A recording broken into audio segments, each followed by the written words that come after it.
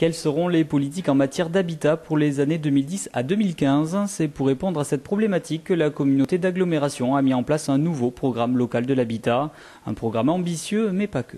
Volontaire et réaliste. Nous avons travaillé sur des objectifs concrets dont nous pensons, au vu des capacités des municipalités, des capacités d'engagement financier des acteurs, donc des éléments qui nous permettent de dire qu'aujourd'hui, ce PLH est réalisable tout en correspondant aux besoins et aux perspectives qui ont été engagées dans le SCOT, mais il est aussi solidaire et durable.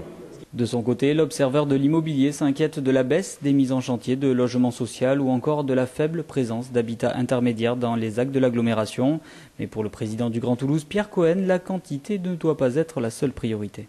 Ce n'est pas simplement de la production, du quantitatif, c'est aussi du qualitatif. Aujourd'hui, on a à répondre à des parcours résidentiels qui ne sont pas linéaires, qui sont chaotiques, des ruptures, des difficultés, je dirais, des gens qui accèdent à la propriété puis qui se retrouvent après dans des situations soit de divorce ou soit de chômage et qui font qu'on a besoin d'avoir une production de logements assez large pour répondre à toutes ces évolutions. Et là, ça veut dire un travail avec les organismes HLM pour territorialisation qui fait que la mixité soit quand même au rendez-vous, mais aussi avec un certain nombre de promoteurs pour qu'on ait, par le foncier, une accessibilité à des montants qui fassent que l'ensemble, et en particulier des jeunes couples avec des jeunes enfants, ne soient pas obligés d'aller à 40 ou 50 km de Toulouse s'ils ont envie d'habiter à Toulouse.